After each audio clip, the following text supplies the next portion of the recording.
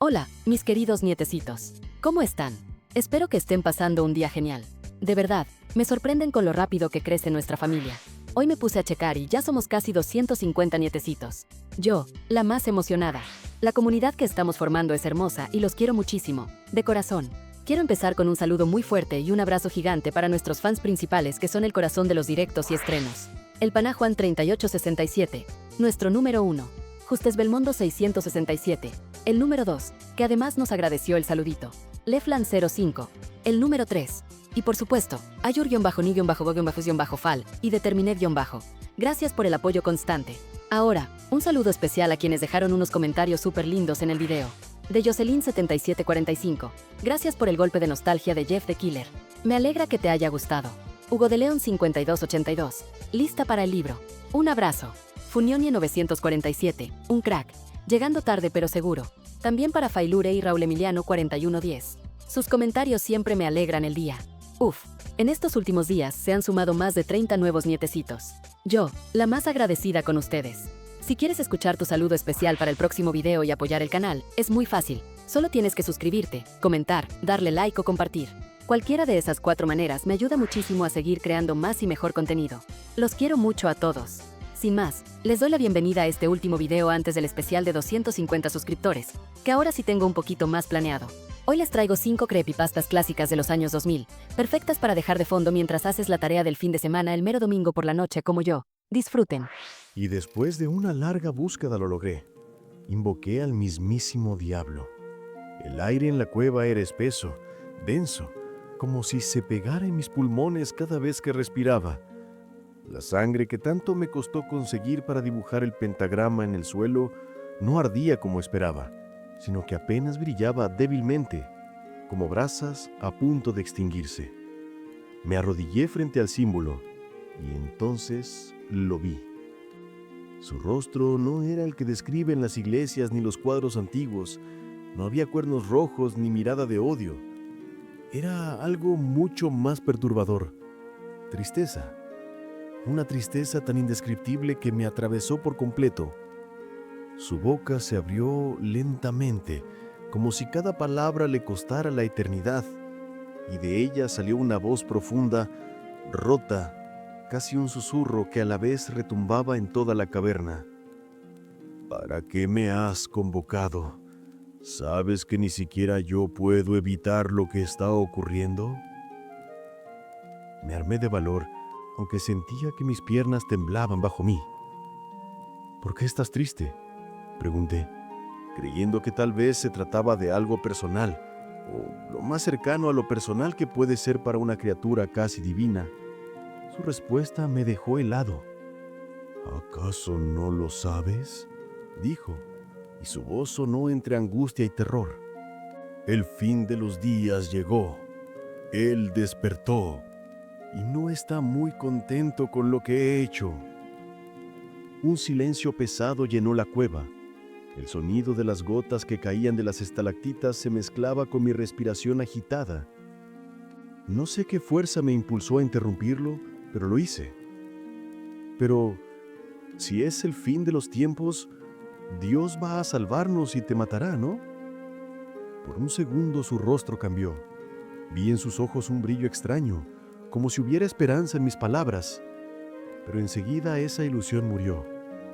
El diablo sonrió borrando cualquier rastro de tristeza y soltó una carcajada sincera que resonó en todas las paredes, tan fuerte que la cueva parecía temblar con ella. «Con que no lo saben», dijo, tapándose los ojos con la mano. «Es increíble cómo esos romanos modificaron todo a su favor». Dejó caer su brazo y me miró de frente. «La razón de mi tristeza es una historia larga, pero, en resumen, pensé que lo había matado hace millones de años. Yo mismo logré derrocar al Creador, y en ese momento, después de descansar, me alcanzó el aburrimiento. Comprendí entonces por qué Él decidió crearme a mí y a mis similares». Su voz se quebraba mientras hablaba, pero continuó. «Al principio tomé una masa informe, le di vida, y luego le regalé la agonía de la muerte. Después, En mi segundo intento me basé en mí mismo y creé a un hombre, agresivo, curioso con hambre de saber. Lo dejé ser, lo observé crecer y de ahí nació ella, Lilith. Era tan fabulosa, tan única, que desarrolló un lenguaje, creó herramientas y con ellas la filosofía. Y un día, alzando los ojos, me miró, no con temor, sino con desafío. Sentí su mirada clavarse en mí aunque no pudiera verme. Era demasiado para este mundo. La desaparecí. Ese error me enseñó que no podía dotarlos de tanto raciocinio. Respiró hondo, como si revivir esos recuerdos lo desgastara. Después de crear a las primeras 4 criaturas de esta cosa, estaba agotado. Él lo hacía parecer fácil, pero yo no. Me dediqué a descansar, y cuando abrí los ojos, ellos ya estaban dispersos. Entonces lo creé a él, el más grande de mis experimentos, tan fuerte como Lilith, tan luminoso como yo alguna vez fui, Jesús. Creí que serían más unidos a través de la paz y no de la guerra, que era lo que predominaba en aquel entonces. De pronto la cueva comenzó a temblar violentamente. Piedras caían del techo y el suelo se agrietaba bajo nosotros. De las manos de Lucy brotó una flama púrpura, un fuego antinatural que se expandió formando un domo protector. El resplandor iluminaba sus facciones y por un momento parecía un ángel en ruinas tratando de sostener lo que quedaba del mundo. «Se me agota el tiempo», dijo con un tono extraño, paternal, como un padre arrepentido. «Solo quiero que sepas que yo siempre los quise». Mi corazón se aceleró. No sabía si creerle, pero él siguió hablando con la voz quebrándose en un eco que parecía venir desde los orígenes de todo. Él debió traer paz, y lo mataron. Me pidió ayuda y yo hice oídos sordos. Aún escucho sus últimas palabras. «Padre, ¿por qué me has abandonado?» No las olvidaré jamás. Me dormí para no ver en qué se convertía mi creación. Ojos que no ven, corazón que no siente, así dicen ustedes. Pero mi paz se quebró con una gran explosión en el universo. Él había vuelto, y créeme, lo intenté detener. Lucy pasó una mano por su pecho y vi lo que me dejó sin palabras. Una herida atravesaba su cuerpo de lado a lado, donde debería estar su corazón. De sus espaldas, jirones de plumas negras se agitaban como si aún intentaran volar. Ya no cuento con mis alas. Estoy molido de golpes. Y lo que más le enfureció fue que los creé a mi imagen y semejanza. Eso no me lo perdonará. Se inclinó hacia mí, tan cerca que sentí el olor metálico de su sangre mezclado con humo y asizas. El infierno es el único lugar al que iremos todos. El cielo jamás existió.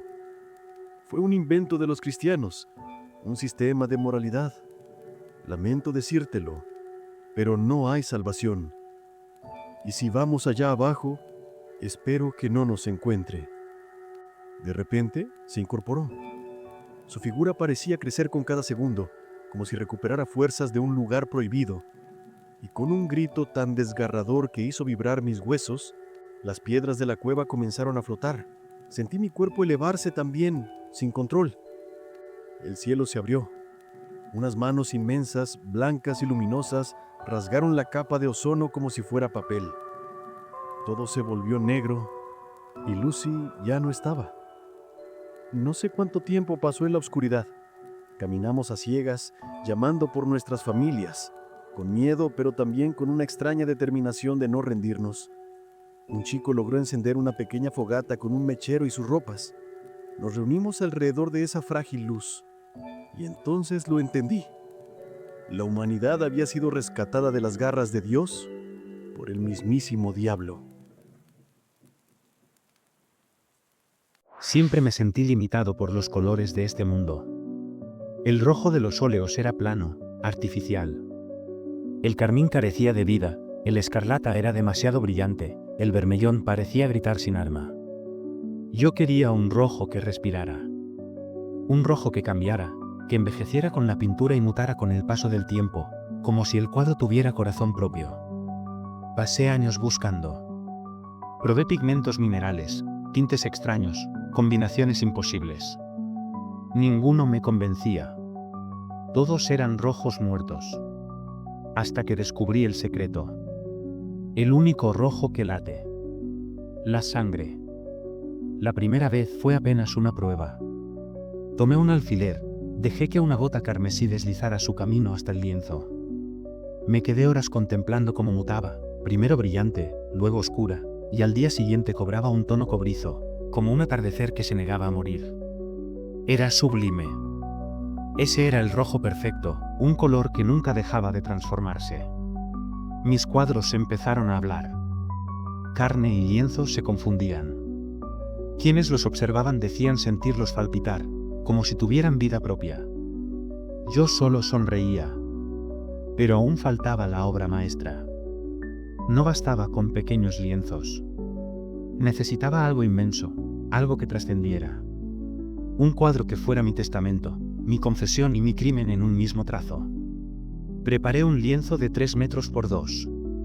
Sobre él bosquejé la figura de un ángel cayendo del cielo, con sus alas desgarradas, esforzándose por no tocar el suelo, aferrándose desesperadamente a su divinidad. Ese ángel era yo. Sabía lo que debía hacer.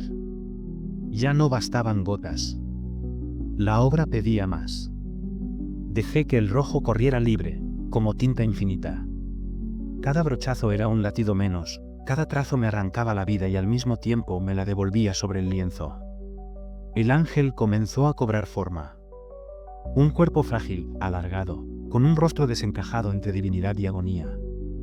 Las alas, manchadas, parecían moverse con el viento invisible de la habitación. La fuerza empezó a abandonarme. El pincel resbalaba entre mis dedos, y apenas podía sostenerme en pie. Me apoyé contra el lienzo para dejar mi última huella, una mano marcada en el ala del ángel, como si yo mismo intentara detener su caída. Caía al suelo. El cuarto giraba, pero mi mirada permanecía fija en la pintura. El ángel descendía eternamente, aferrándose a la divinidad que ya no poseía, aferrándose a una vida que ya no existía. Justo como yo. La oscuridad me envolvió. No sentí miedo, ni dolor. Solo la certeza de haber encontrado, al fin, el rojo perfecto. Hay una página. Muchísimos la mencionan, pero nadie la ha visto realmente, o eso dicen. Es http://3lindmaiden.com/La doncella ciega. Algunos juran que es solo una leyenda, un cuento tonto. Otros, que no existe un límite para la locura o el horror si te atreves a buscarla. Normalmente, el navegador te bloquea. Te lanza errores, te desvía a foros viejos, a basura. Pero si realmente deseas entrar, si estás dispuesto a pagar el precio de la curiosidad, hay un protocolo estricto. Tienes que estar completamente solo. Olvídate de mascotas, vecinos, o incluso de la mosca que zumba en la ventana. Solo tú y el aire quieto. Tiene que ser exactamente a la medianoche de un día sin luna. No hay luz de estrellas para salvarte. La oscuridad total debe ser tu aliada.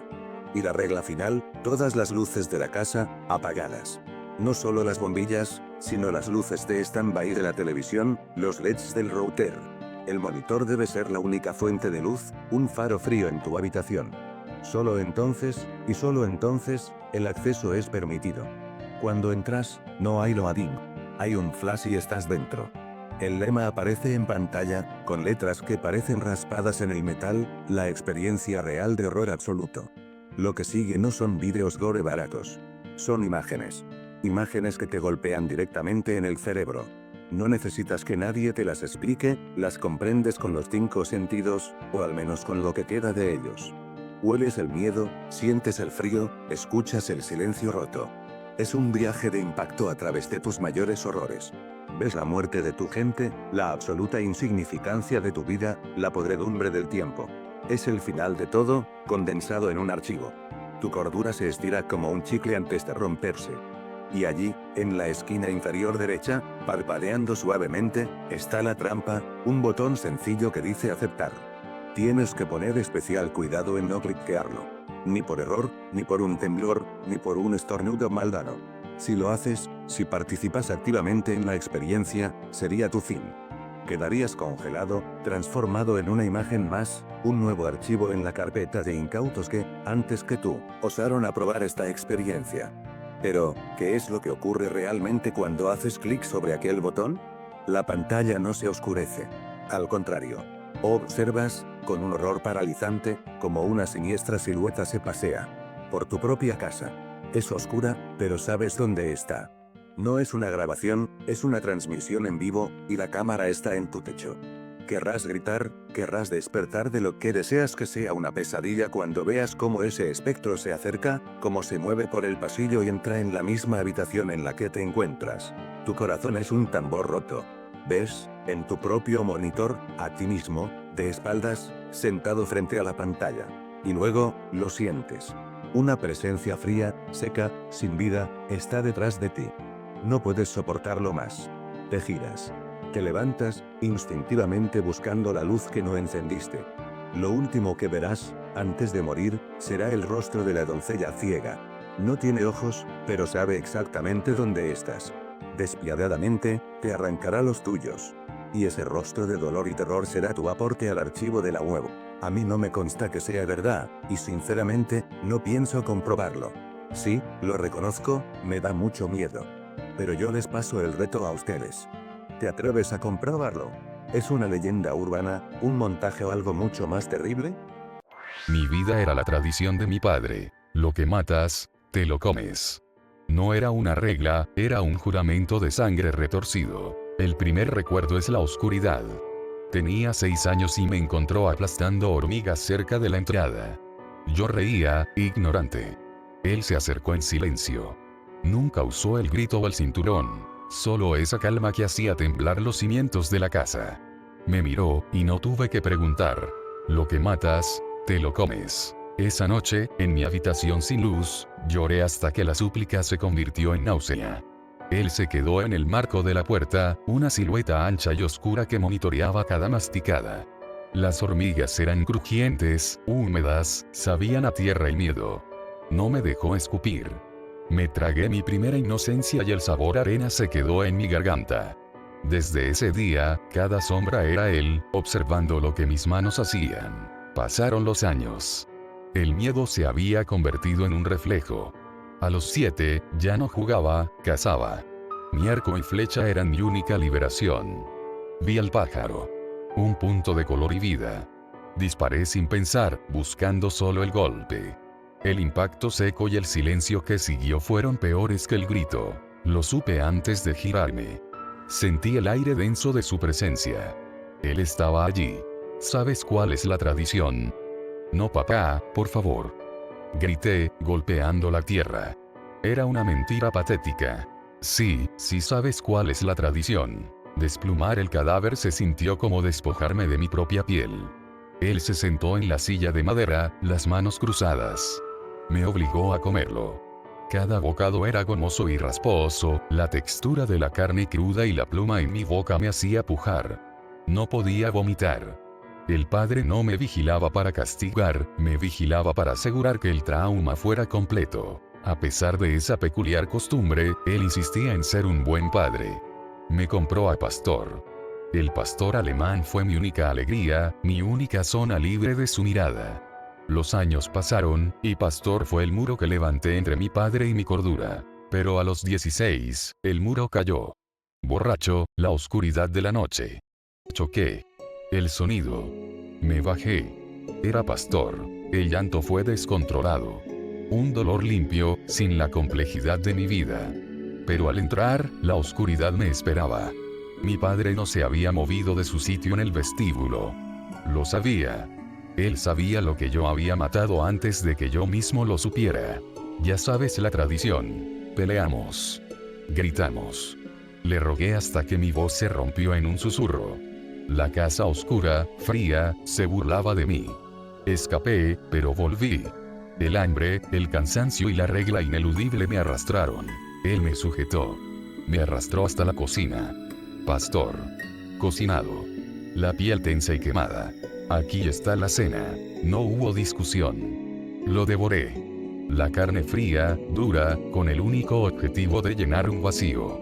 El trauma se había convertido en necesidad. Mi mente se disolvía. Ya no había un yo. Solo la tradición y la rabia. Intenté escapar por última vez, subiendo las escaleras en medio de la noche. ¿A dónde vas? Su tono era gracioso, burlón, como si yo fuera un niño tonto jugando a esconderse. Nos enfrentamos en el pasillo estrecho. La pelea no era para escapar, era para matar. Sus manos de obrero, de leñador, me atraparon. Un dolor blanco, cegador, me recorrió mientras sentía sus dientes. Gritó de rabia mientras me inmovilizaba y arrancaba, uno a uno, 3 de mis dedos. La sangre salpicó la pared y mi cara. La furia era más fuerte que el dolor. La rabia era la única fuerza que me quedaba. Lo empujé. No cayó bien. Se golpeó la cabeza contra el barandal. Escuché el crujido seco del cuello mientras rodaba inerte hasta el pie de las escaleras. Estaba muerto. Tenía el hacha en mis manos. Miré a mi padre, ahora un simple objeto, una cosa que yo había matado. Dicen que para ser un gran actor hay que meterse en la piel del personaje.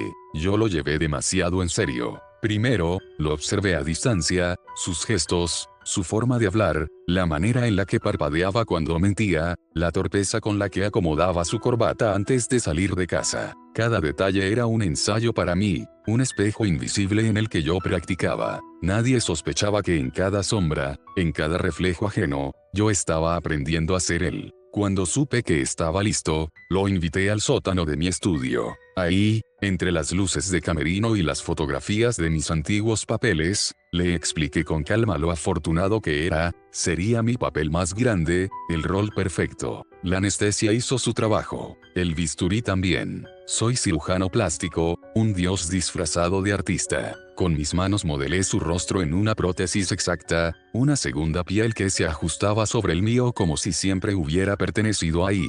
Cuando abrí los ojos frente al espejo, ya no era yo, era él. La primera semana nadie dudó. Saludaban, sonreían, me contaban sus banalidades cotidianas. Yo respondía con sus mismas frases, con su misma risa. Era perfecto, era él. Pero había alguien que miraba demasiado, su esposa. La forma en que me observaba cuando cruzábamos la mesa del comedor, no era amor, era sospecha. Quizás había detalles imposibles de imitar, la manera en que respiraba cuando soñaba, los silencios incómodos que se hacían antes de discutir, pequeños fragmentos de humanidad que nunca pude estudiar. Una noche me confrontó, no gritó, no lloró, solo me miró fijamente y dijo, tú, no eres mi esposo. Me quedé helado, intenté mantener la calma, sonreír como él lo haría, pero entonces añadió, con una voz rota, casi susurrando, pude creerme todas tus palabras, incluso tus gestos. Pero anoche, cuando te tuve entre mis brazos, lo supe. El tamaño de tu cuerpo no es el mismo. Tú no eres él. El silencio fue insoportable. La máscara se quebró en mi interior. Ya no estaba actuando, estaba desnudo ante su verdad. La desesperación me hizo actuar. No sé cuándo la empujé, ni cuántas veces levanté la mano hasta verla inmóvil. Solo recuerdo que en mi cabeza repetía, no, no puede ser, soy perfecto, soy él. Entonces, me quedé solo, frente a mí mismo, frente al fracaso. Otra vez pasó, murmuré en el silencio roto. ¿Acaso no soy el mejor actor? ¿En qué fallé? Lo estudié en su totalidad para encarnarlo. Cada gesto, cada palabra, cada respiración, y aún así, me repetía esa frase mientras recogía mis cosas. La prótesis, las notas, los guiones. Caminé hacia la vieja casa de madera en las afueras de la ciudad, donde aún quedaban rastros de mis otros ensayos. Una galería de rostros mudos colgaba en la penumbra, todos perfectos, todos inútiles. Encendí un fósforo, las llamas bailaron sobre las paredes, como un público que aplaude la última función. Me alejé sin mirar atrás, murmurando, de los errores se aprende. La próxima vez sí seré perfecto.